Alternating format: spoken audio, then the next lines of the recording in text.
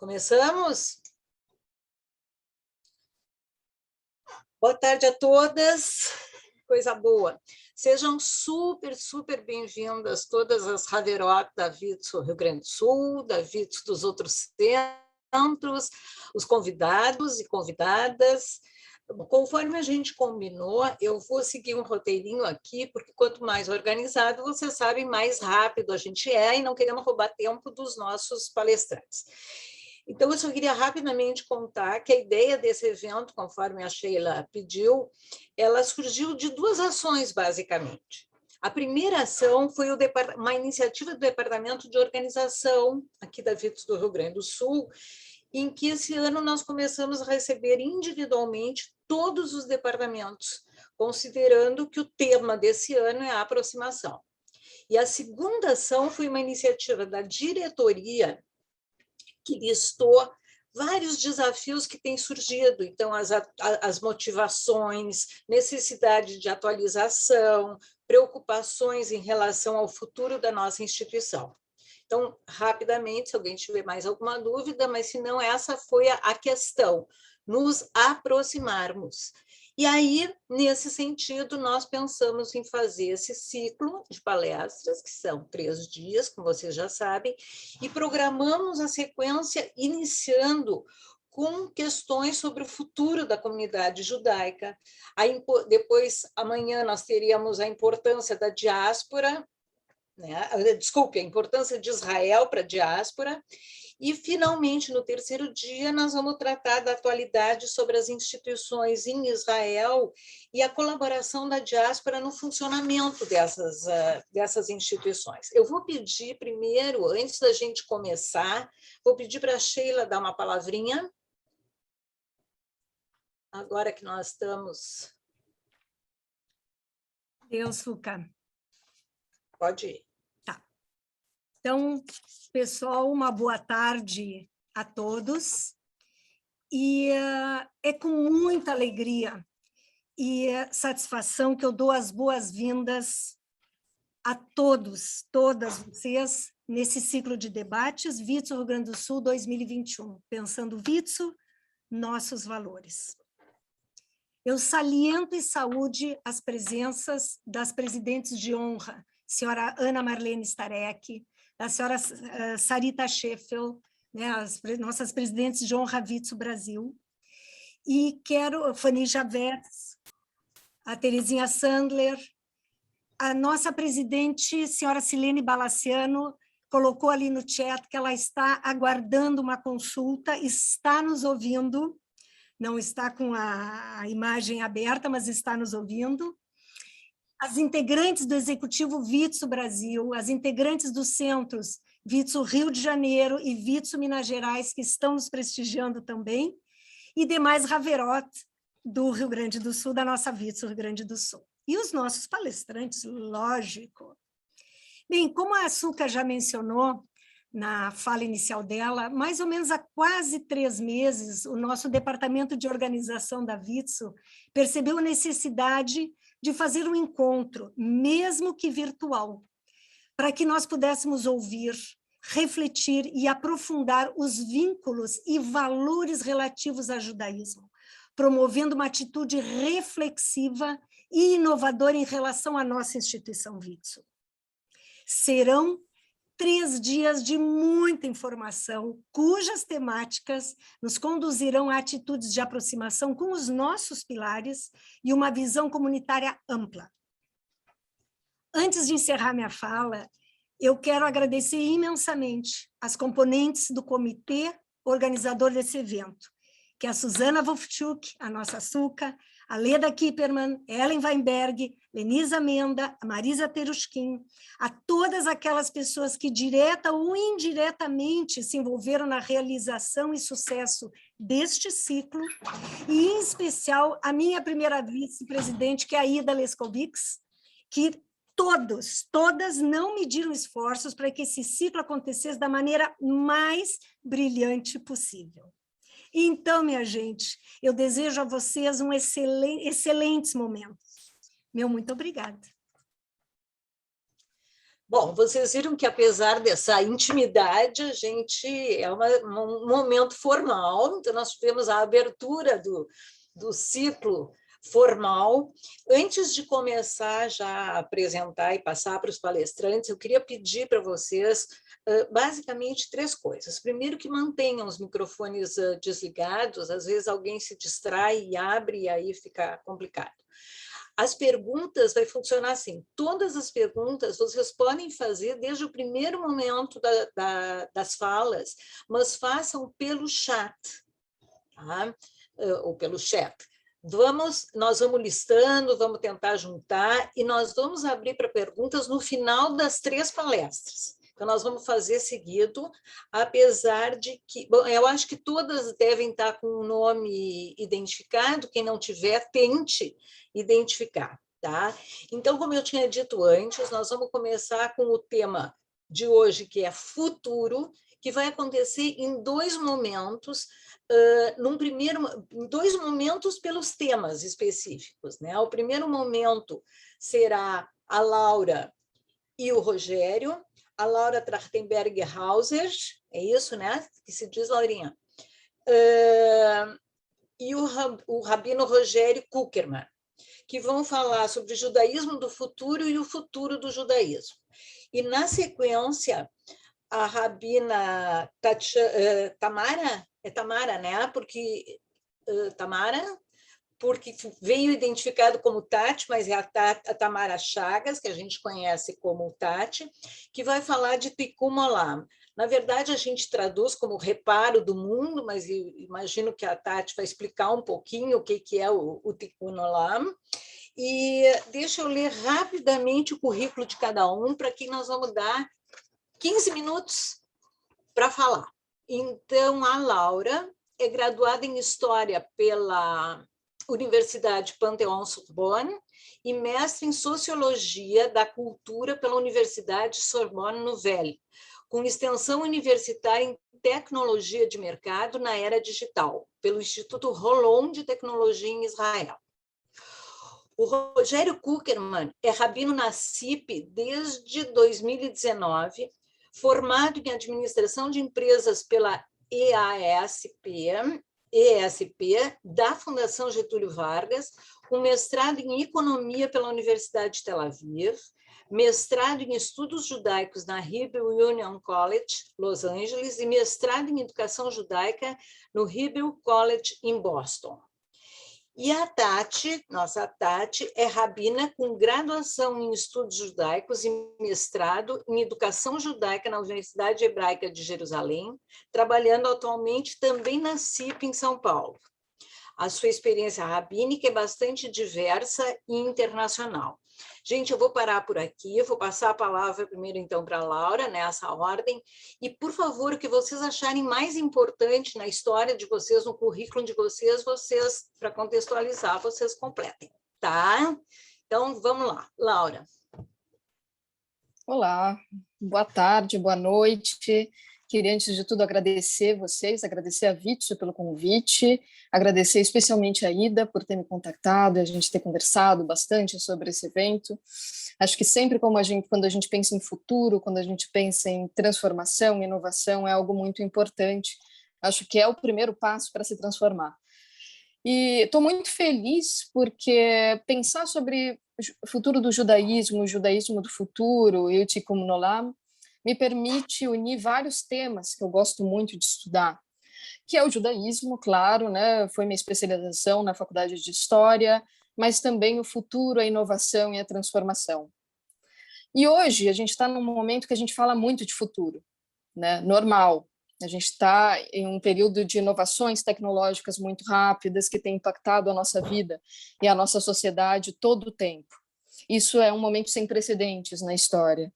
Mas é importante lembrar que quando a gente fala de futuro, quando a gente fala de construir um futuro, não é um futuro, são futuros possíveis, né? Tem até um escritor de ficção científica que eu gosto muito, que é o William Gibson, que ele fala que o futuro já chegou, só não está bem distribuído. Nesse sentido, né, eu acho que o mesmo vale para o judaísmo. A gente não tem um judaísmo, a gente tem judaísmos plurais, né? A gente tem diversas linhas religiosas, inclusive Um dos nossos convidados no podcast 5.8, com o Rogério, falou que são mais de 70, né? Eu não consegui achar o número, não consegui pesquisar o número exato, mas, enfim, são dezenas, né? A gente tem etnias diversas, Ashkenazi, Sefaradim, Mizrahi.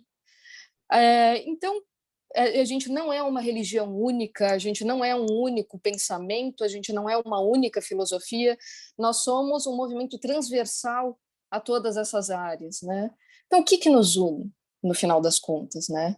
O que faz a gente pensar em judaísmo ou judaísmos?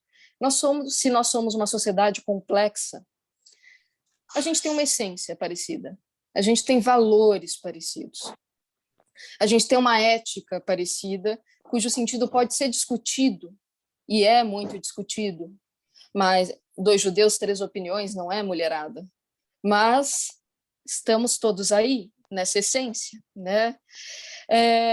Como já me disse o Rogério, né, a gente vem mudando esse judaísmo ao longo da história. Como ele me falou uma vez, o judaísmo do Segundo Templo não era igual ao do Primeiro Templo.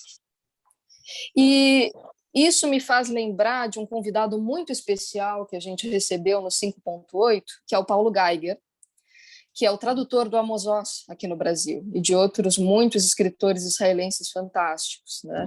E ele falou algo que eu levo para a minha vida. Ele fala que a gente está sempre se transformando para continuar o mesmo. Então, a gente está sempre se transformando para manter essa essência que é mais importante, talvez até que a própria tradição, ou que a gente chame de tradição nesse momento, né? Isso tem absolutamente tudo a ver com o processo de inovação em si. Não sei se vocês conhecem Humberto Maturana, mas é um dos meus musos intelectuais. Ele é biólogo e filósofo, né? Ou era, não sei se ele ainda vive. E ele fala algo muito interessante. Ele fala que para inovar, para evoluir, a gente tem algo que precisa manter.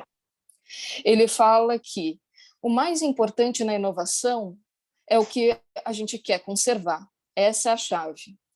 Que para ser inovação tem transformação, tem mudança, claro, mas sempre tem a ver com o que a gente quer manter.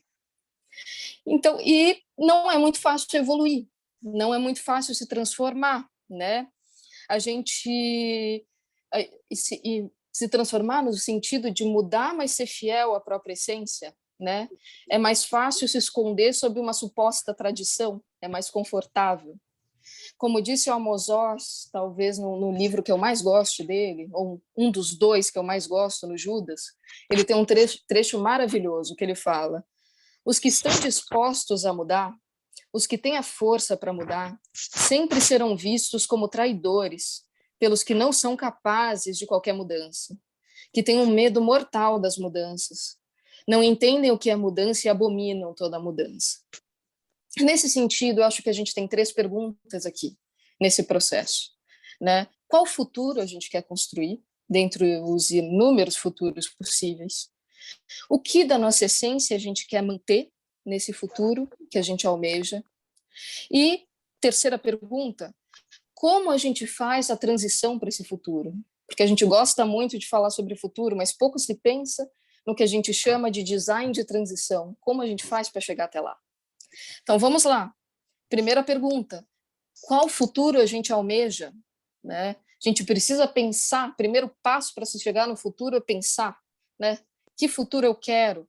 E, inclusive, tem uma frase que eu gosto muito do Alan Kay, que é um cientista da computação, que inventou uma linguagem de computação famosa, e ele diz que a melhor maneira de prever o futuro é criá-lo. Então, o primeiro passo é a criação, né? E para isso, para responder essa pergunta, eu retomo um texto aqui, que para mim é um dos mais bonitos da história judaica, que é a Declaração de Independência de Israel, de 1948, em que um trecho dele fala, né, o Estado de Israel estará aberto à imigração de judeus de todos os países de sua dispersão. Promoverá o desenvolvimento do país para benefício de todos os seus habitantes. Terá como base os preceitos de liberdade, justiça e paz ensinados pelos profetas hebreus. Defenderá a total igualdade social e política de todos os seus cidadãos. Sem distinção de raça, credo ou sexo, garantirá a liberdade total de consciência, culto, educação e cultura. protegerá a santidade e inviolabilidade dos santuários e lugares sagrados de todas as religiões. No meu coração, é essa utopia que tem que continuar para um futuro melhor. Esse deveria ser o grande objetivo e o futuro para qual a gente caminha, né? Um futuro possível, o futuro que eu almejo, né? E no sentido, indo um pouco mais além, né, disso, e um pouco mais além da situação israelense em si, porque eu acredito que o que se expressa nesse texto vale para todos, né? Vale para todos os judeus e não judeus do mundo. Eu entro na nossa segunda pergunta. O que a gente quer manter para o futuro? Para que a gente precisa se transformar? Qual é a essência que deve ser mantida nesse nosso processo de inovação e transformação? E isso, para mim, se liga muito ao conceito de Tikkun Olam, que seria melhorar o mundo, num resumo grosso aqui, né? Mas o que isso quer dizer? O que quer dizer melhorar o mundo para o judaísmo?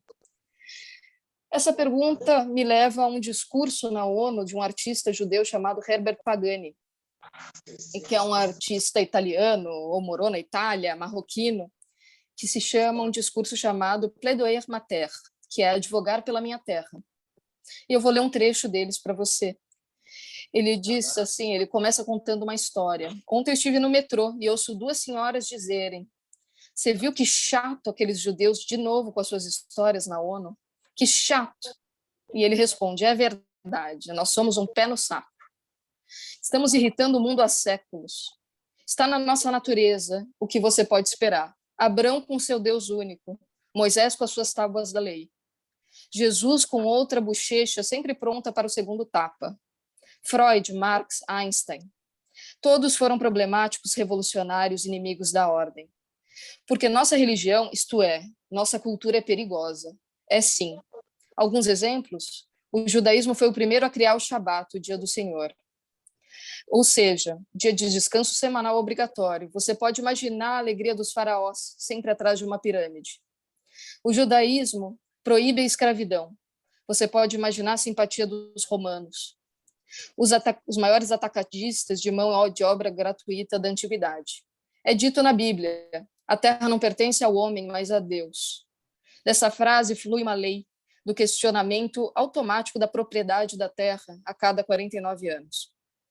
Você vê o efeito de tal lei sobre os papas da Idade Média e os construtores de império da Renascença. Ou seja, nesse sentido de melhorar o mundo, nós somos um povo que incomoda. Nós somos um povo de provocadores da ordem, dessa ordem estabelecida e em 99% das vezes injusta e excludente. Principalmente para os mais pobres, principalmente para as minorias, para aqueles que são diferentes. Para mim, nossa essência, aquilo que a gente deve manter, está em continuar irritando e provocando essa ordem e fazendo as perguntas desconfortáveis. Para mim, nosso futuro e até a nossa legitimidade está em não ficar na zona de conforto das antigas ideias, das meias verdades, que nos eximem da responsabilidade com o resto do mundo. Eu estou lendo um livro muito interessante, na verdade terminei ontem, né, que é de uma pessoa, uma pesquisadora, a Amy Herman, se chama Inteligência Visual. Ela fala como observar detalhes, né? Ela dá aula para o FBI, para a CIA, sobre como observar mais detalhes, né? Sou nerd, né, gente? Então, enfim, estamos aí, né, lendo essas coisas estranhas, e ela diz algo muito interessante, que parte importante do que fez com que Titanic afundasse foi o mito de que ele não afundaria. O mesmo vale para o Banco Lehman Brothers. Ninguém imaginava que ia quebrar, então eles fizeram as loucuras que fizeram até levar a 2008. Muito de progredir, transformar, prosperar é enxergar a realidade como complexa, é enxergar o que é difícil para nós. Até aquilo que nos atrapalha, até a parte de nós mesmos que a gente não gosta.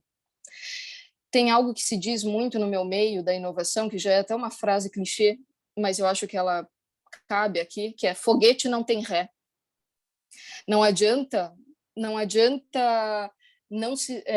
não mudar porque eu não me sinto confortável com o que já mudou.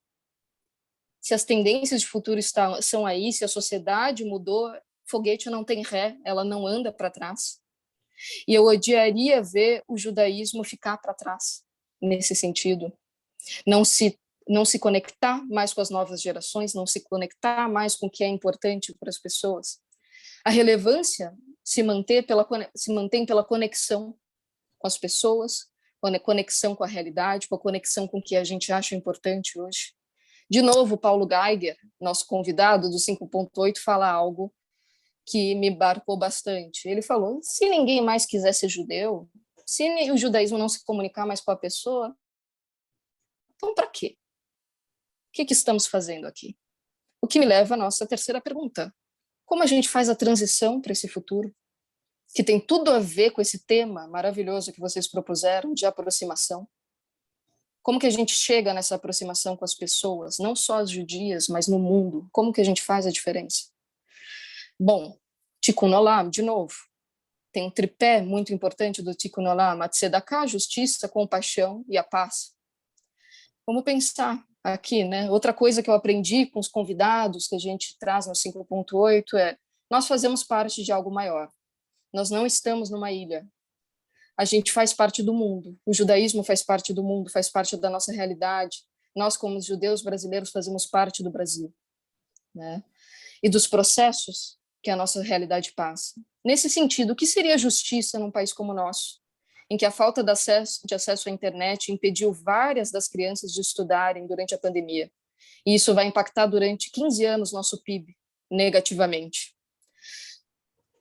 Que é justiça quando a gente percebe que, na maioria dos casos, as mulheres negras ganham 59% menos que os homens brancos? O que seria compaixão na nossa realidade, em que somos campeões em homofobia no trabalho e somos campeões de assassinato de transexuais nesse país? E a paz? Vamos pensar sobre a paz. Se a gente levar em consideração que as balas perdidas acham muito mais negros do que brancos. Qual é o nosso lugar aqui, nessa realidade? Como que a gente melhora o mundo aqui? Certo? Como que a gente se aproxima aqui? Qual o nosso papel nessa realidade? E como diz o Rapa, que é um grupo de música que eu gosto muito, tem uma letra que eu gosto bastante, que ele fala, qual a paz que eu não quero conservar para tentar ser feliz? Qual a paz que a gente não pode conservar aqui? Por que a gente não pode estar tranquilo? Qual o mito que está nos deixando erroneamente tranquilos, assim como o mito do Titanic, que ele não ia afundar, deixou o capitão tranquilo? O que a gente não pode aceitar aqui? Ignorar a realidade vai contra a nossa essência provocadora. Na minha opinião, a transição para o futuro do judaísmo que a gente almeida está em ser ético com esse tripé de justiça, compaixão e paz, dentro e fora da comunidade judaica. É continuar irritando. Para concluir, eu acredito que o nosso futuro, aquele que queremos, está em pensar em como manter os valores revolucionários que nos levaram até aqui, desde Abraão. Em como manter essa verdade, em como manter essas perguntas certas. Está em refletir constantemente em como melhorar muito com a paz, compaixão e justiça do Tikkun Olam. Se a gente não estiver aplicando esse Tikkun Olam diariamente, no mundo, dentro e fora da comunidade judaica, volto a dizer, a gente não só não vai estar construindo o judaísmo do futuro, como a gente vai estar andando para trás. E eu gostaria só de terminar com uma frase maravilhosa da Golda Meir, em que ela diz que é mais fácil fazer uma revolução do que conservar os valores pelos quais ela foi feita. Vamos, então, lutar para conservar esses valores e provocar. E eu fico muito honrada de dar a palavra com duas das pessoas que eu acho que mais fazem jus ao Tikkun Olam e esses preceitos revolucionários. Meu querido co-host de podcast, o Rogério, e amigo, e a inspiração, Tati Chagas. Obrigada, pessoal. Já voltamos. Laura, muito, muito obrigada. Eu vou passar para o Rogério e assim, vou pedir para o Rogério que até rapidamente contextualize o podcast no Spotify de vocês, o 5.8, que nós não fizemos na apresentação nenhuma referência, né? Vamos lá, Rogério. Obrigado, pessoal. Boa noite. Obrigado a Vitsu do Rio Grande do Sul pelo convite. Obrigado à presença de todas vocês. Então, quero me contextualizar aqui Vocês deram meu mini currículo, faltaram duas informações importantes. A primeira é que eu sou parceiro da Laura no podcast 5.8, que investiga o futuro do judaísmo e o judaísmo do futuro.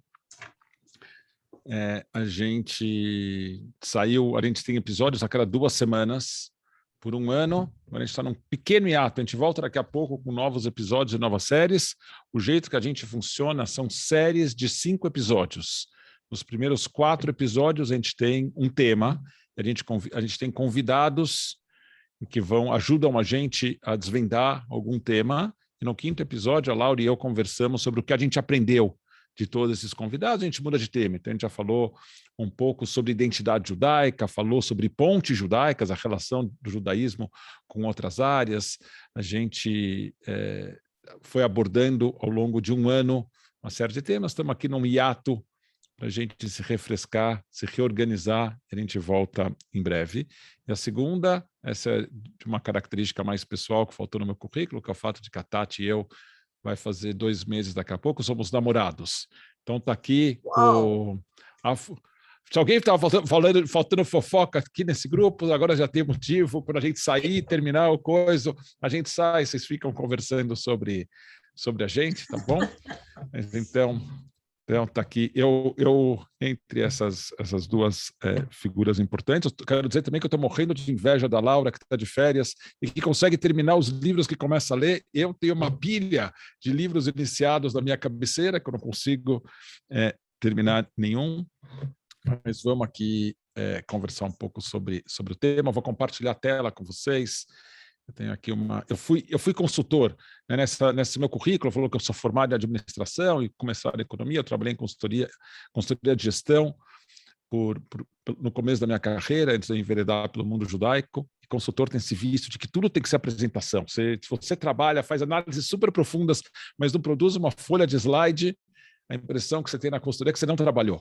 Então, eu preparei aqui alguma coisa para a gente conversar, tá bom? Como a gente pensa o futuro judaico e como a gente se prepara para essa realidade? Uma coisa que faltou também falar na minha biografia é que eu na CIP, agora mudou um pouco, eu ganhei novas responsabilidades, mas faz pouco mais de 2 anos, eu sou responsável pela área de educação infanto-juvenil, a área de educação formal infanto-juvenil na CIP está sob minha responsabilidade. Então, pensar a educação faz parte do que, desde que eu me formei rabino em 2011, eu fui diretor de escola, fui diretor do Yeli Peretz em São Paulo, depois fui coordenador geral do Eliezer Max no Rio, na CIP, estou envolvido com educação. Então, as minhas coisas vão falar um pouco sobre idade, com medo ou com esperança? Falhou minha internet, né? Talvez. Então, se prepara com medo ou com esperança? Como a gente faz? Então, primeiro com medo. Em 2013, saiu uma pesquisa sobre o judaísmo americano, que foi o Pew Report. Mais cedo nesse ano saiu a revisão dessa pesquisa, que basicamente reforça as mesmas tendências, mas os números que eu vou usar são os números da versão de 2013, porque o impacto deles na comunidade judaica norte-americana estão mais claros. Mas o que esse relatório dizia era que, então vamos dar uma olhada aqui no que dizia o relatório, ele dizia que uma porcentagem cada vez maior da comunidade judaica norte-americana se identificava não como religião, mas identificava como judeus que não têm religião, e que essa porcentagem é maior quanto mais jovem o segmento da comunidade judaica. Então, se vocês olham nessa parte aqui, para quem nasceu entre 1914 e 1927, só 7% se definem como judeus sem religião, mas para quem nasceu a partir de 1980, isso inclui a Tati e a Laura, então 32% se define como judeus sem religião. Para cada vez uma porcentagem maior, ser judeu é mais sobre uma cultura do que sobre uma relação de ancestralidade ou religião. Então, você olha aqui que os judeus que se definem como pessoas de religião judaica, 55, 17, então a gente tem aqui 72%, não, desculpa, 72% se definem como, tem a dimensão de religião e ancestralidade, mas como... 55% é uma questão só de ancestralidade, mas quando você pega o judeu sem religião, ele é basicamente uma relação de ancestralidade. A dimensão religiosa é cada vez menos importante. De quem eu sou filho, mais do que o que eu faço. Se a gente olha os percentuais da comunidade, então o maior segmento da comunidade judaica norte-americana é o movimento reformista, 18% são conservadores, o que dá no total 53% da comunidade judaica norte-americana se identifica com os segmentos religiosos liberais. Então, tem mais 30% que diz que não pertence a segmento nenhum. Então, se a gente somar essa história toda, a gente chega a 83% que estão nesses grupos. E o casamento interreligioso, cada vez uma porcentagem maior. Então, no período que ia de 2005 a 2013, 58% dos casamentos eram casamentos interreligiosos. Quer dizer, mais de metade das pessoas judias que se casam, e cada vez mais gente não se casa, mas mais de metade das pessoas judias que se casavam em 2013 se casavam com pessoas que não eram judias. Isso leva a que a uma porcentagem cada vez menor dos filhos estão sendo criados como judeus, e quando são criados como judeus, uma porcentagem cada vez menor dessa porcentagem que são criados como judeus tem uma identificação fraca, né? Uma porcentagem cada vez maior tem uma identificação fraca com a dimensão judaica. Além disso, contrário ao que alguns dizem, membros de todos os segmentos judaicos se tornaram mais liberais. Então, olha isso. No mundo ortodoxo, 48%, quem foi educado como ortodoxo, 48% se mantém ortodoxo, mas 15% viraram conservadores, 11% viraram reformistas. De quem cresceu conservador, 4% ficou mais religioso, viraram ortodoxos, 36% continuaram conservadores, 30% viraram reformista. De quem foi criado como reformista, 1% só virou ortodoxo, 6% virou conservador. É aqui que tem a maior permanência, 55% continuaram reformistas. Como é que a gente pode continuar falando de Ledor Vador, de geração em geração, quando a gente tem esses números que indicam claramente que essa corrente de transmissão está quebrada? Certo? Esse é enfrentar o futuro com medo. Né? Você olha para esses números e fala, caramba, pessoal, onde a gente está indo parar? Opa, peraí, desculpa que eu peraí, eu apertei o botão errado aqui, só um segundo, deixa eu voltar. O Jonathan Sachs, né, escreveu esse livro, Teremos Netos Judeus. Esse é o grande medo. O que acontece se os nossos netos não vão ser judeus? E aí eu preciso lembrar do que a Laura acabou de falar, e o nosso convidado disse, que se as pessoas não quiserem ser judeus, o judaísmo acabar porque as pessoas não têm interesse em ser judeus, não é nenhum fim de mundo, pessoal. Tá certo? O problema é quando as pessoas querem ser judias e não podem, quando tem uma lei, quando há perseguição física contra os judeus. Mas se o judaísmo deixar de ser relevante na vida das pessoas, não é o fim do mundo. Mas a pergunta é o que a gente precisa fazer para o judaísmo continuar sendo relevante? Né? O Paulo Geiger provocou a gente a fazer essa pergunta. Como é que o judaísmo continua sendo relevante? O problema que eu quero dizer é o seguinte, o problema não é as pessoas deixarem de ser judias, o problema é o judaísmo deixar de ser relevante. Esse é o problema. Então, a gente tem dois fatores que, de alguma forma, explicam por que é cada vez mais difícil transmitir o judaísmo para as novas gerações. O primeiro é a falta de conhecimento judaico e de falta de curiosidade sobre o judaísmo e um certo achismo que diz que eu não tenho informação nenhuma, mas eu tenho opinião. A gente está vivendo nesse período de que todo mundo tem opinião sobre tudo, especialmente sobre os assuntos dos quais eles não entendem nada. E como eu posso ter opinião sem entender de alguma coisa, por que eu vou me informar sobre essa coisa? Esse é o primeiro problema. O segundo problema é a absoluta falta de relevância do judaísmo que a gente transmite para a realidade de quem vive. Né? Eu estudei toda a minha vida em escolas judaicas. Eu costumo dizer, pessoal, que eu fui apresentar uma frestinha desse tamanho assim sobre o judaísmo. E quando eu olhei para essa frestinha, eu fui embora. Eu fui fazer meu mestrado em Israel, queria relação zero com o judaísmo.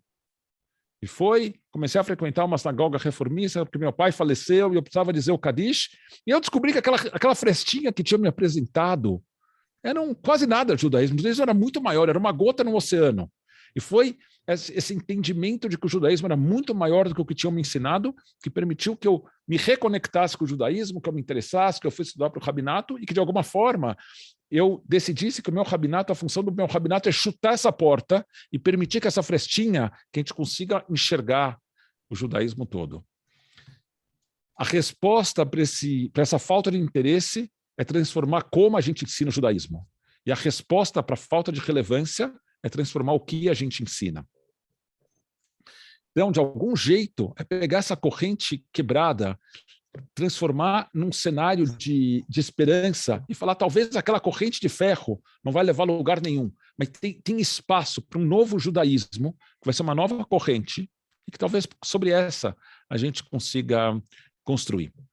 Desde a época desse Pew Report de 2013, olha as iniciativas que se criaram nos Estados Unidos, que coisas bacanas, interessantes. Então, Mayim Chaim é uma iniciativa de uma mikve comunitária que redefiniu como a história da mikve, a imersão na mikve, é pensada no judaísmo norte-americano, está impactando atualmente a forma como a gente pensa mikvaot, a mikve da CIP. Quem puder escutar o episódio com a Rabina Tati, do 5.8, a gente falou de forma bastante profunda sobre isso, mas é uma transformação do uso dessa ferramenta ritual que, de algum momento, o judaísmo judaico, o judaísmo liberal enterrou, falou, não é relevante, a gente não quer mais. A gente tem Adar, na cidade de Nova York, um centro de estudos de imensa profundidade sobre judaísmo, trazendo pessoas nos seus 20 e tantos, 30 e tantos anos para passar um verão estudando judaísmo. Criaram um programa de rabinato com engajamento super sério, repensando como a reza judaica é definida. Keshet é uma iniciativa para engajar judeus com habilidades especiais, judeus, o que a gente, no espectro, pessoas autistas, pessoas com deficiências físicas, pessoas com dificuldades intelectuais, mas engajando esse mundo judaico. A gente tem Moshe House, pegando jovens nos seus 20 e 30 anos. Em Porto Alegre tem Moshe House? Alguém sabia me dizer? Acho que tem. Moshe House é uma iniciativa de um sujeito cujo filho, chamado Moshe, faleceu, e ele criou uma fundação que paga parte do aluguel, como se fosse uma república judaica, que é comprometida a desenvolver atividades judaicas para pessoas da mesma faixa etária. Então, em vez de ser uma grande sinagoga... mas tem Moshe House, sim, aqui. E tem Moshe House em Porto Alegre, tem. Então, Moshe House é essa iniciativa de, em vez de pegar uma sinagoga cheia de velhos que nem eu, a CIP, pensando em coisas para jovens adultos, vamos pegar os jovens adultos, vamos criar uma casa em que eles possam morar lá, eles têm o compromisso de desenvolver atividades, ao mesmo tempo, antes que a minha namorada venha falar depois de mim e me mate, porque ela é responsável pela área de jovens adultos da CIP. A CIP também desenvolve atividades para jovens adultos, mas essa é uma outra iniciativa. Svara é uma yeshiva focada no mundo LGBTQIA+, com um ensino, ela se define como uma yeshiva radicalmente tradicional, ou tradicionalmente radical, em que eles estudam o texto, o Talmud, da forma mais tradicional possível. A rabina por trás dessa iniciativa, uma rabina chamada Benei Lape, em que ela falou, Rogério, eu não faço concessão nenhuma. Para mim, os alunos têm que estudar o texto no seu idioma original, sem muitas ferramentas de auxílio, porque eu quero que eles sejam capazes de entrar em qualquer grupo estudando Talmud no mundo inteiro. Mas tem esse foco LGBTQIA+, e saem pessoas profundamente interessadas no judaísmo, fluentes no Talmud. Opa, peraí. Eu vivo me enganando aqui no botão que eu aperto e a apresentação vive indo para trás, mas já voltamos aqui. Avodá é um grupo de pessoas que fazem trabalho que, depois de formados, vão para Avodá, tem 1 ano de um projeto comunitário, com as pessoas jovens, bem formadas, interessantes, super, super bacana. Join, nos Estados Unidos, essa história de community organizing, que as iniciativas, em vez de virem de cima para baixo, elas têm que começar de baixo para cima, e tem metodologia para fazer de baixo para cima. Join é uma iniciativa judaica de community organizing, e Keshet é o mesmo nome, vocês veem que tem Keshet 2 vezes, Keshet em hebraico quer dizer arco-íris, então não é surpresa que as cores do arco-íris estejam os dois, mas esse segundo Keshet é uma iniciativa LGBTQIA+, de organização e educação judaica. Um monte de coisas super interessantes, e aqui tem só o pinguinho das iniciativas que eu conheci pessoalmente, tá certo? Enquanto eu morei nos Estados Unidos. Tem um monte de coisas super legais acontecendo no judaísmo americano, né? O que tem em comum? O que determinou o sucesso dessas iniciativas? Que iniciativas podem ajudar a gente a dar respostas aos desafios da nossa comunidade judaica brasileira? Então, algumas coisas em comum. Primeira, todas essas iniciativas estão profundamente enraizadas na tradição judaica. Nada aqui é viagem esotérica. Tudo aqui é profundamente judaico. Todas elas estão comprometidas com o mundo. Não um judaísmo que olha só para si e constrói muros. Para todas elas é um judaísmo que constrói pontes, que estão preocupadas com o mundo. E terceiro, todas elas são criativas e fora da caixa. Então, como a gente pode ser enraizado na tradição judaica, comprometido com o mundo e criativo? O próximo Hag que a gente tem, a próxima festa judaica é Hanukkah. Eu não sei como estão vocês e as receitas de latkes e de sufganiot, mas Hanukkah, a próxima festa, começa dia 28 de novembro. Parece, falta muito tempo, mas não falta. O peão de Hanukkah, o Sevivon, tem 4 letras escritas. Geralmente elas são explicadas pela frase Nes Gadol Hayasham. Para quem olha aqui, ó, a primeira letra de cada uma dessas palavras são as 4 letras que tem aqui. Um grande milagre houve lá. Tá bom? Essa é a explicação normal. Quem aqui escutou essa explicação? Deixa eu tirar aqui o compartilhamento de tela só para eu poder ver vocês. Levanta a mão se essa é a explicação que você escutou. Tudo bem. Beleza, vou contar para vocês, vocês foram todas iludidas, tá bom? Desculpa, eu sou o rabino que gosta. Eu sou o rabino que gosta de destruir os mitos, tá bom? Então, olha aqui. A história que me contaram, os gregos proibiram o estudo da Torá e os macabeus fingiam estar brincando de Sevivon, quando, na verdade, eles estavam estudando os textos proibidos. Eles estavam lá com a Torá e o Talmud abertos. O Talmud não tinha ainda. Eles estavam com a Torá aberta, estudando a Torá. E aí, quando os gregos chegavam, eles fingiam, eles começavam a brincar de Sevivon. Alguém alertava que os gregos estavam chegando, eles começavam a brincar de Sevivon. E nessa história, a versão do Sevivon que a gente tem hoje é uma adaptação do original, que o original seria em Israel, em vez de ser Nes Gadol Hayasham, um grande milagre houve lá, estaria escrito Nes Gadol Hayapó, um grande milagre houve aqui. Essa é a história que me contaram na escola, em todos os meus anos de educação judaica, tá bom? O que os historiadores contam sobre o Sevivon? O Sevivon era originalmente um brinquedo católico irlandês da época do Natal, que chegou na Alemanha e as letras do jogo foram transliteradas para o Yiddish. As letras indicavam as ações do jogo. N, não faça nada. G, tome o dinheiro em jogo, get. H, pegue metade do dinheiro, half. E S, coloque uma moeda na mesa.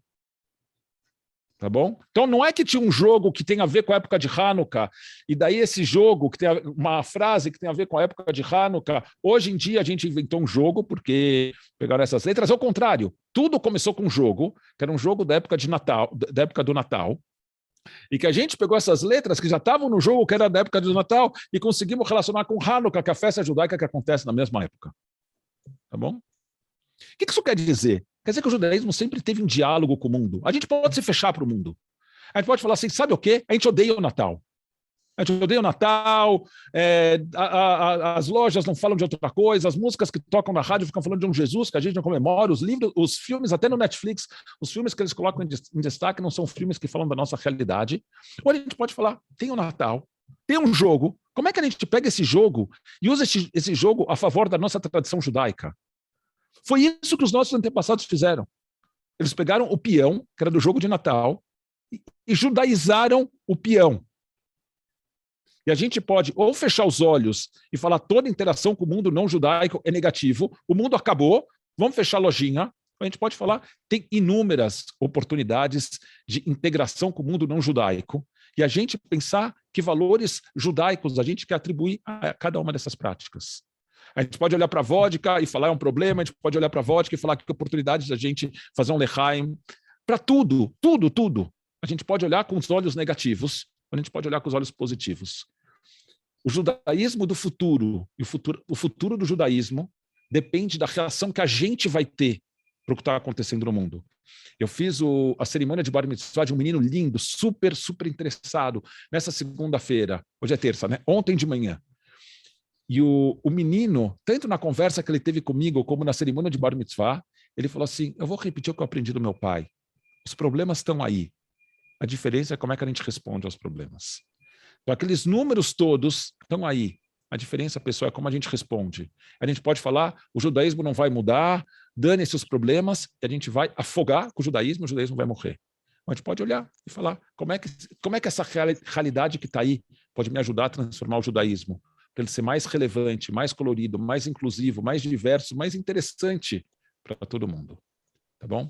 Obrigado. E agora, como disse a Laura, é meu imenso prazer ceder a palavra para a Rabina Tati. Deixa eu só colocar aqui, se alguém quiser continuar essa... eu não terminei aqui. Ó. Judeus como vítimas de perseguições, judeus em diálogo com os países onde vivem. A Tati vai perder tempo. Beleza, não, só quero dizer aqui, obrigado para todo mundo, está aqui meu e-mail, se vocês quiserem me mandar mensagem, está aqui o endereço, tchau. Tá bom? Rogério, muito obrigada. Tati, não sei, tu acha que tu ficou mais importante porque a namorada do Rogério? Conta aí. Para tudo, quem ficou mais importante sou eu. Eu era muito menos antes de ser conhecido como namorado da Tati, tá certo? Quem usa isso como revelação, hein, Tati? Tá essa certo? tu não Sou me eu. contou. Só o Rogério para contar para nós essa revelação. Oi, boa noite. Tati. Obrigada a vocês por o convite, a Vitso, a Ida, obviamente a Laura, a Rabino Rogério. Así, va. Primero, súper difícil falar después da apresentação da Laura e do Rabino Rogério, especialmente porque eu vou falar em portunhol e ele fala em português perfeito, mas acho que vai ser muito mais fácil com vocês do Sur que aqui em São Paulo, que é mais difícil que me entendam. O Mate está comigo, só para vocês verem. Assim, eu vou falar mais de Tikkun Olam que do futuro do judaísmo, mas para mim são quase a mesma coisa. Tá? Laura já falou, Tikkun, la raíz, el shoresh hebraico, quiere decir reparar. Letaken es reparar, no solo melhorar, mas reparar, algo que no está como debería ser y precisa de una acción de nos humanos para transformar. Que de eso sí faló Laura un poco, del futuro y la transformación. Tikkun Olam entonces es la idea de reparar el mundo. Ahora, en nuestros días, la idea de Tikkun Olam pasó a ser como cualquier boa acción que você faz no mundo, eso es Tikkun Olam. Cualquier acto de tzedakah, cualquier acto de bien, parece ser parte de la reparación del mundo. Si nos vamos a las fuentes judaicas, como casi todo en nuestro judaísmo, la idea de tikkun, de reparación, fue mudando acorde a los tiempos y acorde a los lugares donde los judeos falaban y judeas falaban de Tikkun Olam. Okay. Para mí, una de las cosas más importantes para decir cuando nos falamos do judaísmo es que como el universo en sí está todo el tiempo en movimiento, todo el tiempo se está transformando y todo el tiempo está mudando. En ese mismo momento que nos hallamos, que estamos todas sentadas frente a la tela y nada está ocurriendo, las células de nuestro cuerpo están muriendo y otras células están transformándose y la sangre está corriendo por nuestras venas y hay un montón de cosas en el pequeño universo de nuestro cuerpo que están mudando todo el tiempo. Y así es una ley de la creación y de la existencia, el mudar, el transformar, el estar todo el tiempo en movimiento. Para mí, lo que ha salvado al judaísmo es la capacidad de transformación. ¿Sí? Nós estamos ahora leyendo nuevamente el libro de Bereshit. En solo 4 semanas, el mundo ya cambió. ¿Cuántas veces? El mundo fue creado el hombre, mujer y hombre en la primera creación. En la segunda creación fue creado Adán, y luego del costado de Adán, Javá. Luego fueron expulsados del jardín del Edén. Tenemos el asesinato de los hermanos, Caín y Abel, que aparecen. Tenemos la de Noé y el arca. ¿Sí? Tenemos a Abraham, el pai de Abraham, saliendo hacia la tierra de Israel, y luego Abraham recibiendo ese Lech Lecha. Y en para allá de esta semana tenemos Sodoma y Gomorra. Tenemos la visita de los 3 personas que vienen a visitar a Sara y a Abraham y a decirles que van a tener un filio. Tenemos el sacrificio de Isaac. En 4 parshiot, en solo el comienzo del libro, tenemos ya un monchi de mundos distintos que nos enseñan y se transforman todo el tiempo. Desde el diluvio y voltar con un intento nuevo de la creación, hasta Abraham y el monoteísmo, y el sacrificio de Isaac, que también fala de la idea de sacrificios humanos y una mudanza ahí. ¿Sí? Entonces vemos que desde los comienzos de nuestra tradición hay una intención de cambio, de mudanza. Cuando hablamos de Tikkun Olam, en los textos de la Mishnah y el Talmud, lo que nuestra tradición propone es que Tikkun Olam es distinto que los actos de benevolencia, que los actos de bien, que Gesed. ¿Sí? La idea de hacer un acto de bien tiene un efecto probablemente en una persona, en un momento específico. ¿Sí? Usted puede ayudar a alguien ahora, y eso tiene un efecto individual en usted y en la persona que usted ayudó. Ahora, Tikkun Olam fala de algo un poco distinto. Tikkun Olam fala de la mudanza de las estructuras para que el mundo sea más justo. No es solo el cambio pequeño que uno puede hacer persona a persona, sino es el desafío de mudar las estructuras. Y yo quiero, para inspirar a ustedes, hablar de algunos cambios que ya existieron en nuestra tradición y que fueron mudanzas de estructura, y que el judaísmo no solo que no desapareció en esas mudanzas, sino que se transformó y creció, que es un poco lo que hablan Laura y el rabino Rogerio de la idea de futuro. ¿Sí? Por ejemplo, el judaísmo bíblico no tiene mucho que ver con el judaísmo que nos vivimos hoy. ¿Sí? El judaísmo del templo no tiene nada que ver con el judaísmo rabínico. La salida del pueblo judío de la tierra de Israel hacia Babilonia, que fue un quiebre, fue un cambio absoluto de realidad, trajo el Talmud de Babilonia, las grandes yeshivot, ¿sí? La participación de nos, mujeres, en el estudio y la transformación de nuestra tradición. La existencia del Estado de Israel. Todos esos fueron cambios gigantescos que mudaron las estructuras. Y a partir de eso, una respuesta. Para mí hay 2 cosas que son fundamentales cuando uno piensa en Tikkun Olam y cuando uno piensa en el judaísmo del futuro. Y ahí hay un puente que quiero construir con ustedes. Uno tiene que ver con que, para mí, en mi humilde opinión, la mejor forma de planear y construir el futuro es vivir en el presente. Pero no vivir en el presente sin estar prestando atención, sino como la idea de mindfulness, que es tan falada en estos días, ¿sí? Para mí es un valor del judaísmo. No somos una tradición que lo que santifica es el tiempo, ¿sí? Nuestra tradición santifica el tiempo. Cuando nos intentamos estar presentes en las cosas que hacemos en este mismo momento, tenemos una visión de la realidad que nos permite vivir sin ese miedo. Saber que ahora estoy bien y ahora estoy haciendo esto, y si eso está bien con mis valores y con mi vida, entonces es una forma también de crear un futuro armonioso.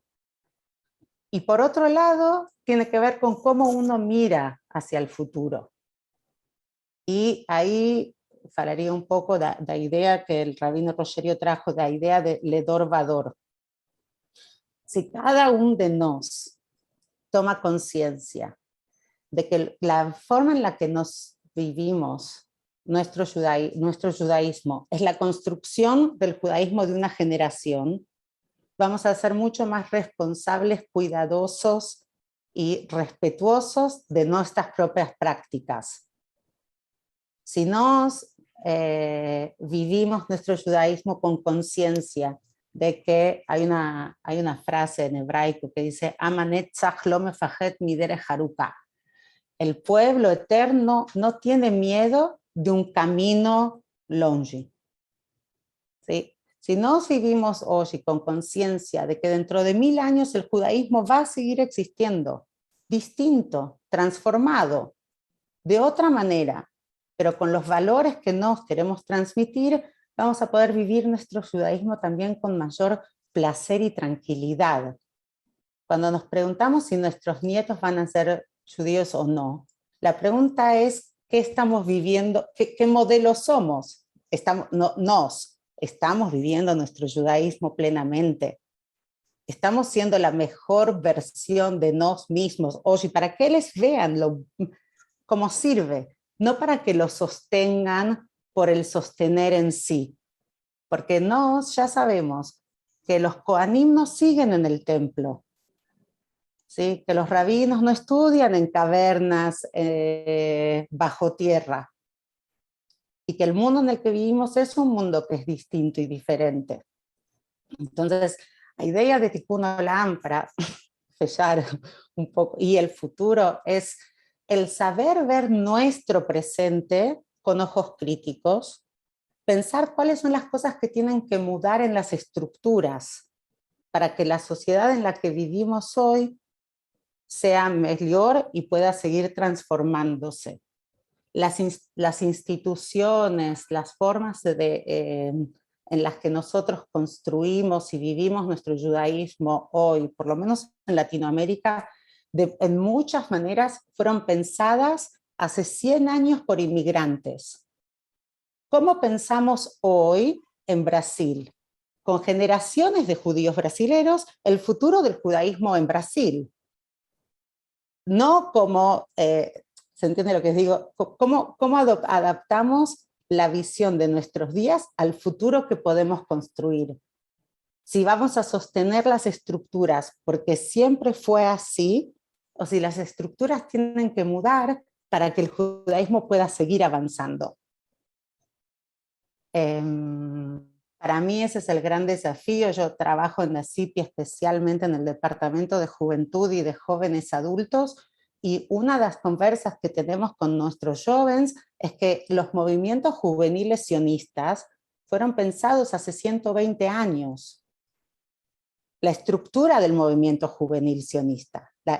¿Sí? No la idea de que nuestros jóvenes se eduquen entre ellos, que eso es maravilloso. Las ideologías, ¿sí? Tenemos movimientos juveniles sionistas hoy que siguen siendo comunistas y no tienen dónde vivir. Israel no responden ya ni a la ideología kibutziana en Israel. Entonces, ¿cómo mudamos estructuras confiando en que vamos a saber construir las estructuras necesarias para seguir la evolución de nuestra tradición basada en los valores.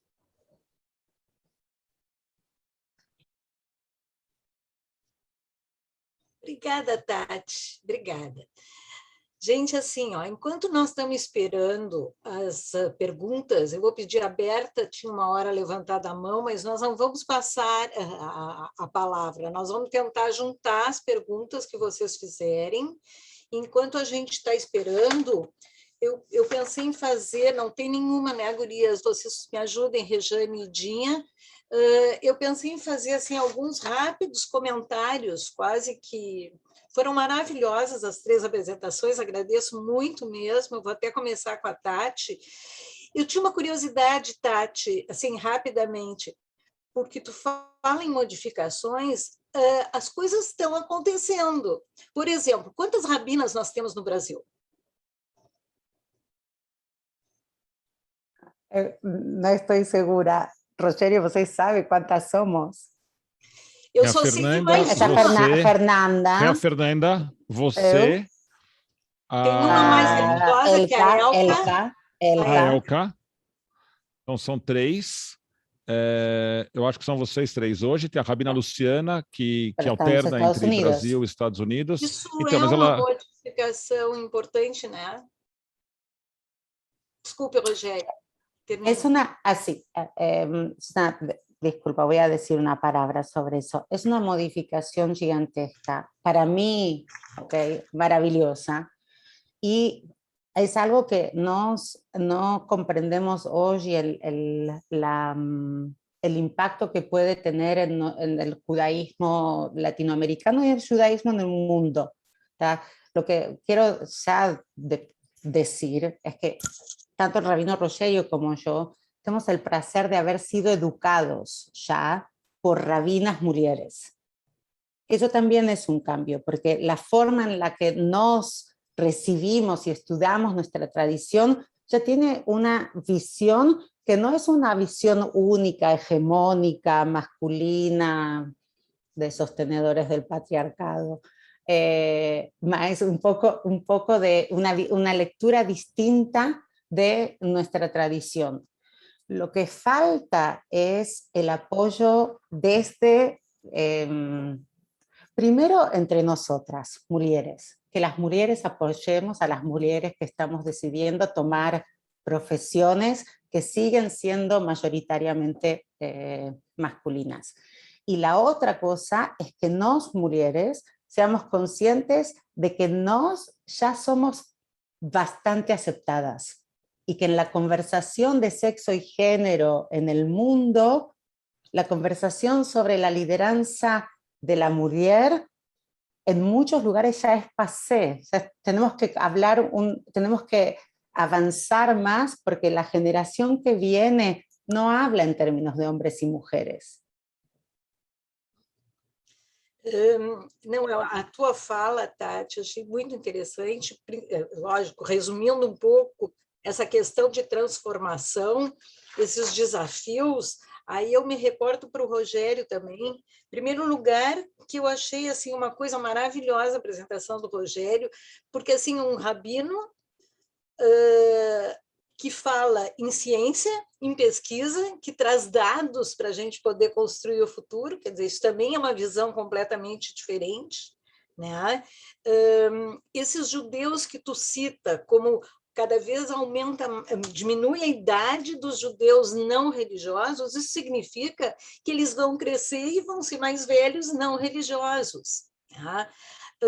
Na fala da Laura, eu queria chamar mais atenção sobre a questão dos valores judaicos. Então, eu acho que a forma, me deu a impressão de que o que vocês estão falando é que os valores se mantêm, o que muda é a forma de levar esses valores adiante. Esta questão, acho que a Tati também falou nisso, a questão do Estado de Israel muda também completamente. Vamos ver se vocês concordam com essa conclusão que eu cheguei, que vocês falaram, muda completamente a questão judaica, porque nós temos um judeu na diáspora que vive da sua cultura, das suas tradições, e um israelense que vive, que importa é a sua cidadania, não é a questão judaica. Então, assim, eu estou colocando algumas coisas, e enquanto isso, a Sarinha, eu vi que queria fazer alguma pergunta também, mas, por favor, eu peço para vocês fazerem por escrito, tá?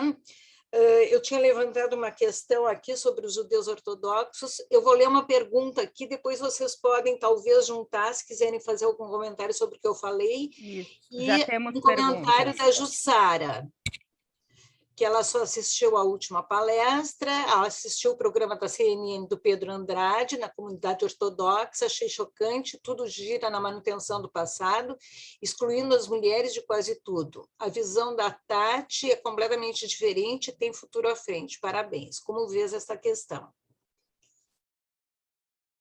Como eu veo a cuestión, el rabino Rogerio falou de cómo vemos hacia el futuro, si con esperanza o con miedo.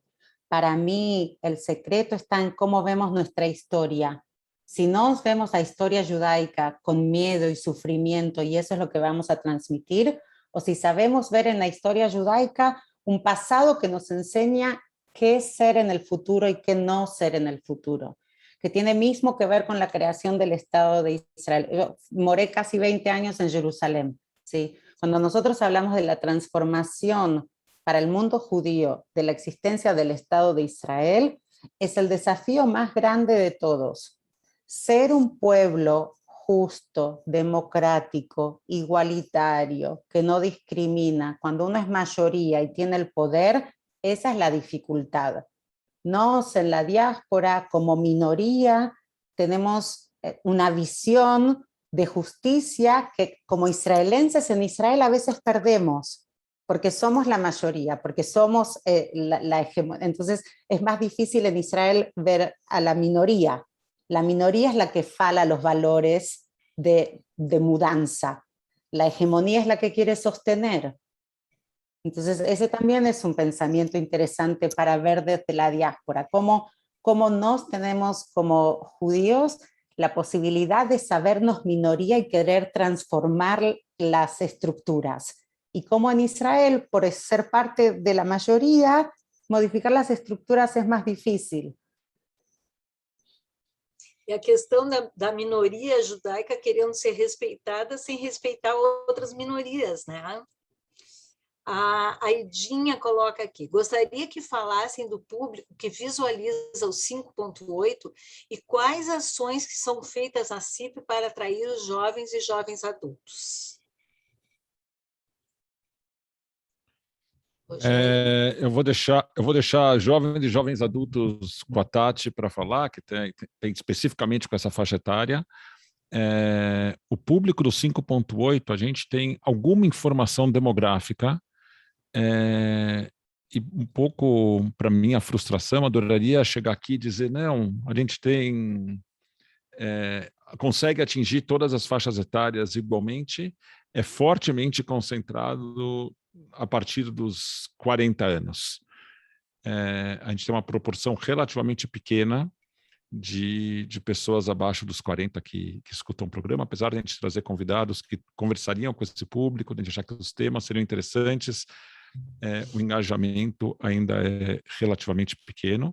A gente começou a fazer... A ideia é que o 5.8, o podcast, seja um ponto de partida para uma conversa, mas que não seja o ponto final da conversa. Então, a gente começou a fazer, tem grupo no Facebook para que a conversa continue. Eu faço um programa na CIP, que é toda quarta de manhã, chama Café com o Rabino, que é uma roda de conversa. A gente começou a fazer rodas de conversa com os temas dos episódios do podcast. Então, a gente começou a buscar formas de expandir a conversa. Algumas vezes dá mais certo, outras vezes dá menos certo.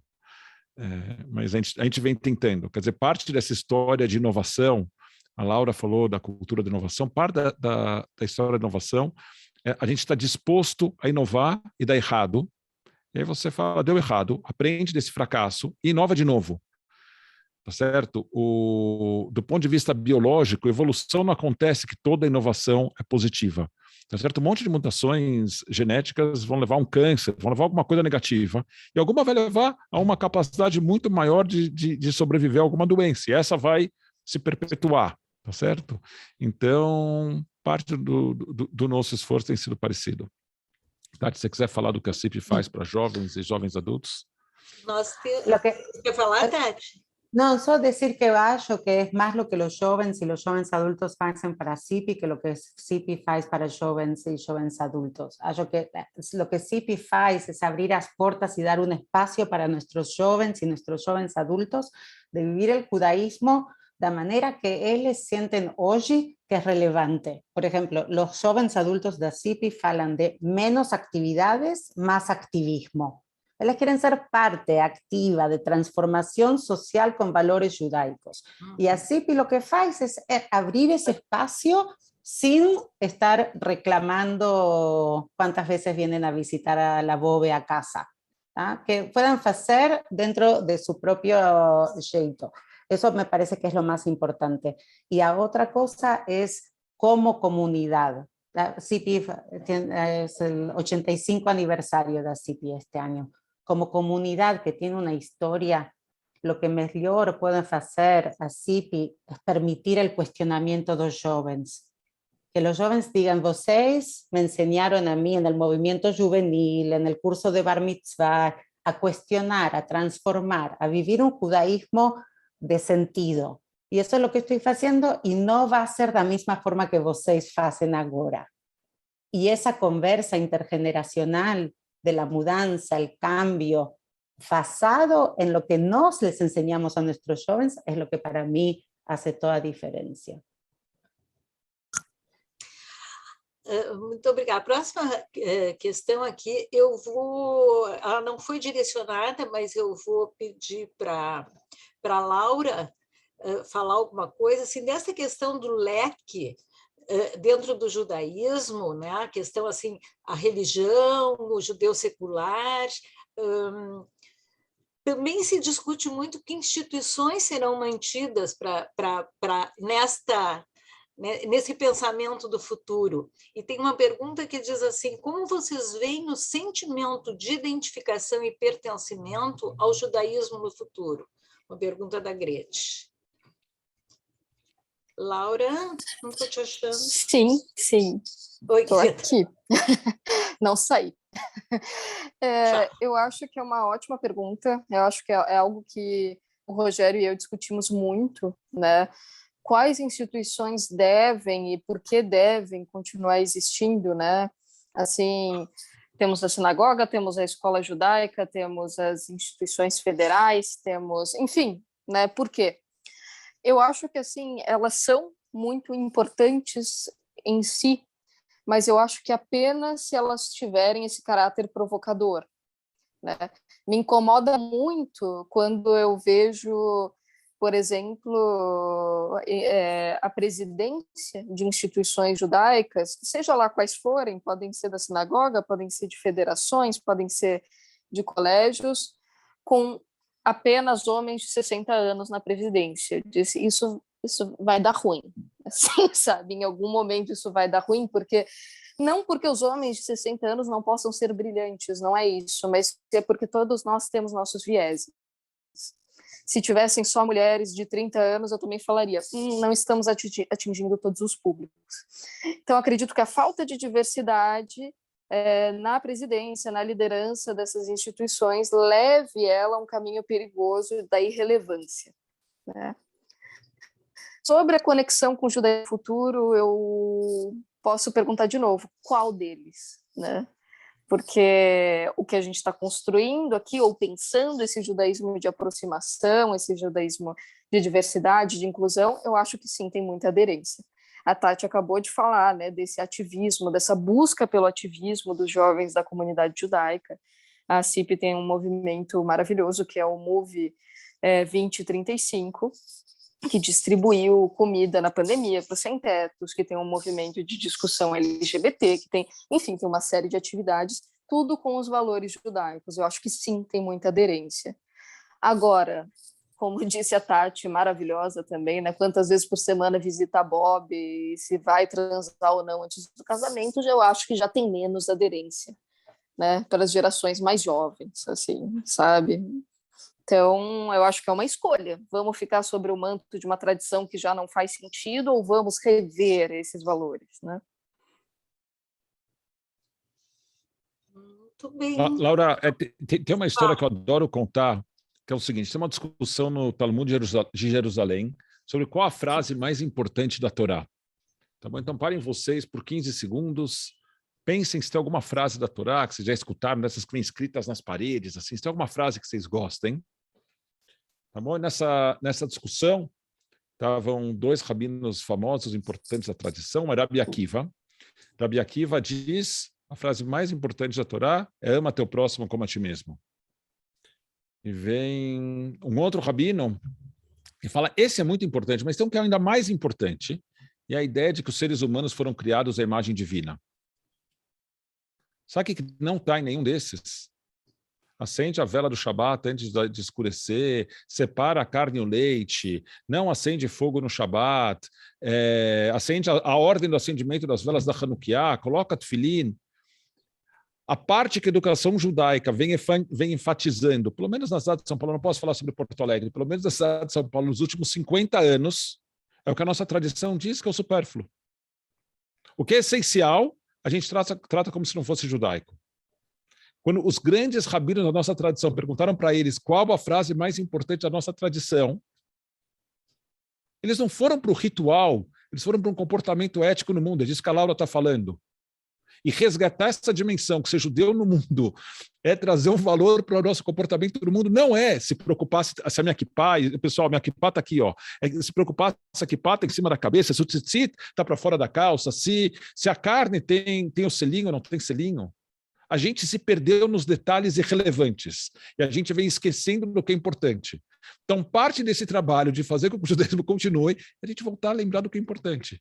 E talvez abrir mão do que é relevante. Pelo menos de parte do que é relevante. Parte do ritual, pessoal, é super importante. Traz significado para a minha vida pessoal e eu continuo ensinando sobre eles como educador.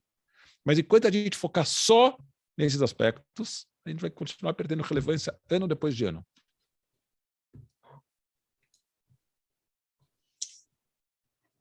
De qualquer forma, vamos fazer uma provocação. Eu particularmente continuo preocupada com essa questão que a Jussara pelo menos disse. O Pedro Andrade, nesse programa dele, disse que Nova York tem, não me lembro quantos milhões de judeus, mas que 1/3 deles está no Brooklyn e arredores e são ortodoxos. Então, eu acho um desafio muito grande a gente enveredar por outro caminho que não a ortodoxia. Ontem eu assisti uma palestra de Cabala, de uma pessoa que fala da Cabala bíblica, do Gênesis, e tem toda uma linha que valoriza isso, e não os valores judaicos que nós queremos espalhar, ou pelo menos alguns de nós, pela comunidade em geral. Isso é um desafio grande também, né? Um desafio interno. Não sei se vocês entendem o que eu quero dizer. Esse desafio interno entre nós, de que valores nós vamos lutar para passar. Ninguém vai encarar esse desafio? Essa provocação? Para mim... Vai, Tati. Não, vai você. Você tem filhos, você pode falar do futuro, não. Não, a minha resposta não tem a ver com os meus filhos, Suzana. Nessa semana passada, a gente leu sobre a história de Abraão, né? Então, Deus chega para Abraão e fala, Lech Lecha. Nessa semana, Deus chega para Abraão e fala, eu vou destruir a cidade de Sodoma. Né? O mal impera lá.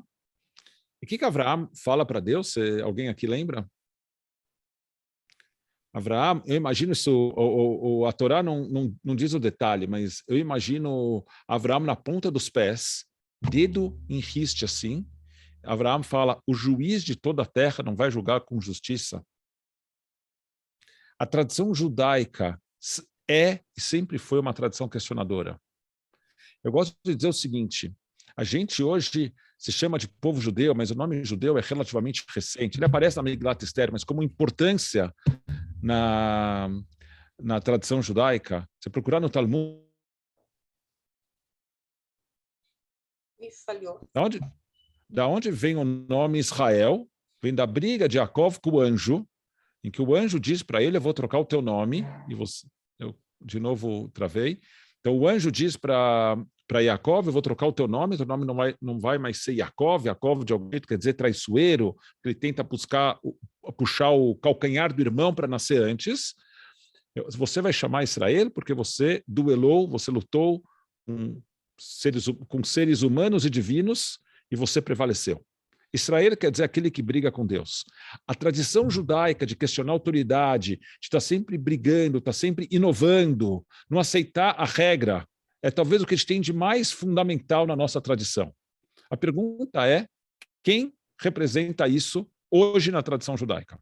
Que segmento da comunidade judaica hoje representa essa tradição questionadora, de não aceitar nada como dogma e de estar sempre transformando? E apesar disso, nós, judeus liberais, aceitamos a narrativa ortodoxa que diz que o judaísmo autêntico é o deles. Vou contar para vocês mais. O meu avô era um bundista ateu.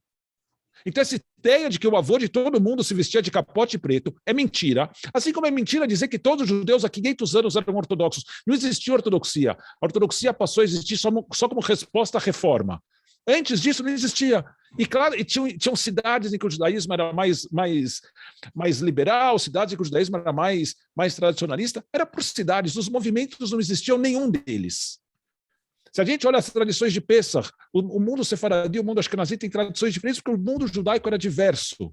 A Ascalá, né, Rabino? Exatamente.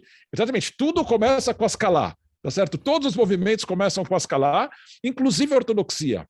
Então, tem narrativas falsas que até a gente perpetua. Quando a gente fala de um ortodoxo, a gente fala do ortodoxo como alguém mais religioso. As pessoas falam, não, porque esse sujeito ele é religioso, quer dizer que ele é ortodoxo. A gente tem que tomar cuidado com a nossa linguagem, que foi herdada de uma visão judaica preconceituosa, tá certo? Que atribui um valor menor às correntes judaicas liberais. Então, essa é a primeira medida. A gente precisa limpar a nossa visão de mundo, porque a nossa visão de mundo vem, em grande parte, contaminada por uma visão que não é nossa. Essa é a primeira coisa. A segunda, é não ter medo, pessoal. Alguém vai querer virar ortodoxo? Tudo bem, vai virar ortodoxo. Ortodoxo tem um monte de filhos. É só a gente não determinar que essa expansão do mundo ortodoxo implique a morte por asfixia de outras visões judaicas. Tá certo? Desde que a gente consiga garantir o espaço para todo mundo, eu não me preocupo com o crescimento de ninguém. Eu me preocupo quando esse crescimento consome todo o oxigênio e mata todo o resto por asfixia. Essa é a única preocupação que eu tenho. Bem. A Ellen também tinha feito uma pergunta nesse sentido, né? Além da interface dos reformistas conservadores e ortodoxos, eu acho que temos um elogio aqui da Nelly Starek. Que saudade, Nelly, que bom te encontrar aqui. Brilhante este comentário do Rogério. Devemos nos preocupar com os valores, comentário anterior, e não com os detalhes dos rituais. Só assim. Muito bem. Rejane, deixa eu ver aqui que tem mais... Ele questiona e negocia. Tem que... A Sarita também pergunta, por que tem que defender uma visão de mundo atacando outras? Por que o preconceito contra os sexagenários? Se for sobre o meu comentário do podcast, eu tenho 50, não sou sexagenário ainda, mas eu estou rapidamente me aproximando. A gente só queria que tivesse de todas as faixas, a gente não queria que não tivesse de sexagenários, a gente gostaria que tivesse de todas as faixas etárias. Não, acho que foi... o que eu queria só um pouquinho, comentar... Rejane. Eu já vou passar para a Rejane, que pediu para fazer um comentário. Quem é que pediu para comentar também? Palestrante tem prioridade. Laura. Desculpa, sou eu. Eu acho que foi sobre o meu comentário, porque a alta cúpula da maioria, da grande parte das instituições judaicas, né? Eu brinquei, na verdade nada contra os sexagenários. Brinquei, né? quando a gente entra e tem numa presidência, eu entro muito no corporativo também, e a presidência de instituições corporativas, né, normalmente a gente vê muitos homens de 60 anos, brancos, né? Então, assim, nada contra, não é isso. O que me assusta inclusive, conheço alguns brilhantes, né, entre os empresários também. O problema, o que me assusta é a falta de diversidade, né? Então, assim, por exemplo, se fossem, assim, ao contrário, né, só mulheres sexagenárias na alta cúpula, né, de alguma instituição, todo mundo com perfil muito igual, ou mulheres de 30 anos, ou enfim, eu acho que a diversidade para a inovação, quanto mais tipos de pessoas a gente mistura, maior a nossa chance de inovação. Aliás, isso é comprovado até por pesquisa. Empresas com mais diversidade de pessoas, de gênero, de idades, de cor, têm 19% a mais de inovação. As empresas que têm mulheres na alta liderança têm 25% a mais de lucro. Isso não é por acaso, é porque a gente tem outras ideias, mas nada contra os sexagenários, longe de mim. Gente, está maravilhoso, mas nós estamos estourando. Pode. Só em defesa do comentário da Laura, eu quero dizer que o Paulo Geiger, porque a Laura se apaixonou, tá certo? Porque ele realmente é apaixonante. É um octogenário, tá certo? É um homem branco octogenário, mas é um cara que pensa completamente fora da caixa, né? Gente, nós realmente estouramos o nosso tempo, prometemos que nós íamos ficar dentro do tempo para ficar com gostinho de quero mais, inclusive, estamos ficando com muito gostinho de quero mais. Eu vou pedir para a Rejane, então, eu não vou ler outras perguntas, porque, na verdade, nós não temos outras perguntas, nós temos alguns comentários que todos podem ver no chat. Rejane, eu vou pedir para tu ser bem rapidinha e depois bem rapidinha, Só mas é uma queria te pergunta. dizer, Laura, que o Maturana faleceu esse ano. Me esqueci de te dizer isso antes. Triste, né? Mas com bastante idade, então deixou bastante coisa. O que eu queria, para a gente fazer um fechamento, até Suca e Raverotti e palestrantes maravilhosos que a gente ouviu, assim, o nosso objetivo, a gente quer também pensar o que a gente pode aproveitar aqui, né? Então, assim, eu hoje, conversando com os meus filhos no almoço, pensando sempre muito no futuro do judaísmo e no judaísmo do futuro, e nos meus futuros netos, quem me conhece sabe o quanto eu almejo ter netos e que eles sejam, sim, judeus. Eu acho, assim, que realmente um dos meus focos é ter netos judeus, né? Então, assim, meu filho menor estudou nos Estados Unidos. E uma das coisas que me incomoda, né, como bem explicou, é que se tem a ideia de que nos Estados Unidos o judaísmo é mais religioso. E não é verdade. Existe em Nova York o grupo muito forte, mas o meu filho estudou o high school numa escola judaica que era impressionante o judaísmo que meu filho teve nessa escola judaica. E o Rogério explanou muito bem, o rabino Rogério, perdão, explanou muito bem a forma que se vive o judaísmo nos Estados Unidos. E ele viveu tudo isso. O que ele aprendeu lá, eu em 1000 anos não aprenderia.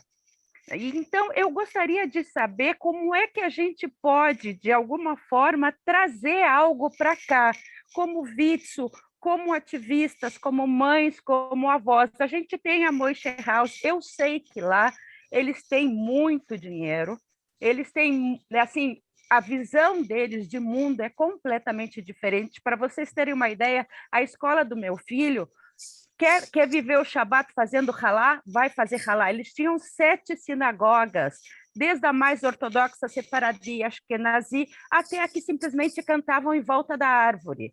O importante era se conectar com o Shabat. Isso era o que eles queriam. E dessa forma vivenciar o judaísmo. Como a gente pode trazer esse futuro para cá, para que os nossos filhos comecem a querer aprender?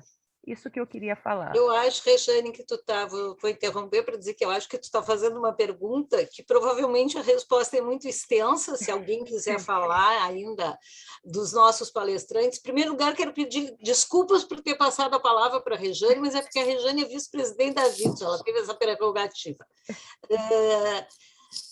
quero dizer para vocês que amanhã nós temos uma palestra do André Leist sobre a importância de Israel para a diáspora, que provavelmente será muito rica, e no último dia nós vamos falar sobre Vitso, e talvez essa pergunta a gente possa discutir entre nós, a não ser que um dos palestrantes queira dizer alguma coisa, senão vamos ficar com essa missão para o nosso encerramento, falando da missão Vitso. Exato. Um de vocês três quer dizer alguma coisa ainda? Vocês sabem que eu estou numa tarefa que é complicada, né? Porque depois vão dizer, não te convido mais para coordenar, que tu não sabe interromper. Laura, você quer falar?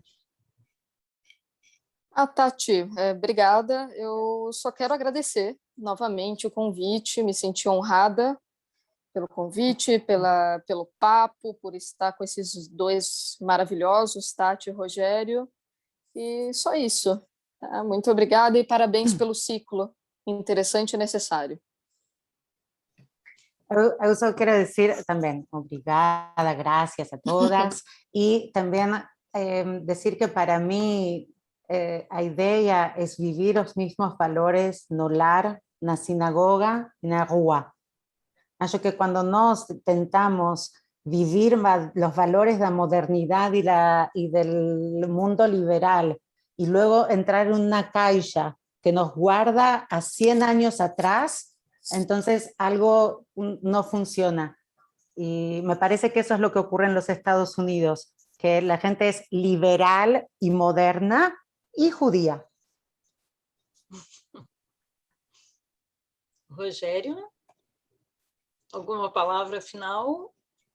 Só amém, amém, porque disse a Laura, porque disse a Tati, agradecer a vocês todas que são fenomenais por essa conversa e sempre disposto para novos convites se aparecerem. Parabéns pelo brilhante ciclo. Muito, muito obrigada. Vou considerar que vocês estão à disposição para nós chamarmos uma fala jovem sempre que sentirmos necessidade. Podemos?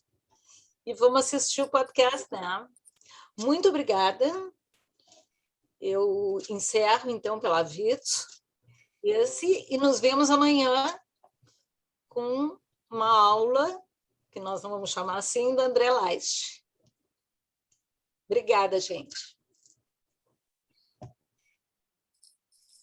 Tchau, tchau, gente. Obrigada, Laura. Obrigada, Tati. Tá, vão namorar vocês dois. Obrigada, pessoal. Foi maravilhoso. Obrigada, Laurinha, Tati. Deixa eu só dizer uma coisa para vocês, pessoal. Apesar de eu estar na sala e a Tati estar na cozinha, quem vai cozinhar o jantar agora sou eu, tá bom? Então, ainda bem. Muito bem. Mas tá certo, tá né? Ainda bem. É o mínimo pessoal, que faz, né? Não é deixar esse mulherão não, como o mínimo é o mínimo que faz, Laura? faz. Você nunca comeu minha janta? Você nunca comeu minha janta, isso. Laura, que eu vou fazer um baita de um jeitão gostoso Vamos aqui. falar, então, por que eu nunca comi sua janta? Porque ele diz que vai me convidar e desconvida, entendeu? Tá na hora. Ele desconvida, na hora. Tá com suspeita de Covid. Eu estava com suspeita de Covid. A Lauriette combinou e meu filho... Não. Bom, tudo bem, pessoal. Tchau, boa noite para todo mundo. Beijo, boa noite. Laurinha, aproveita as férias. Beijo.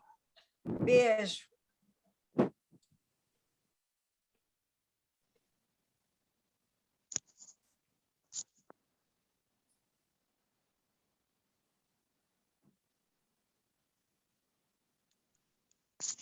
Eu não registrei aqui, mas eu acho que nós tivemos 80 pessoas, né?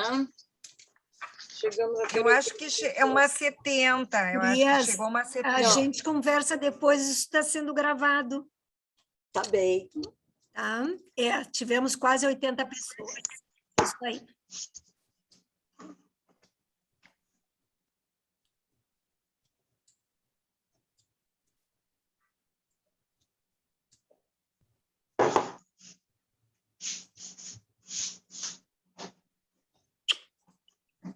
Tchau, minha gente, estava ótimo. Tchau, queridos. Tchau, tchau.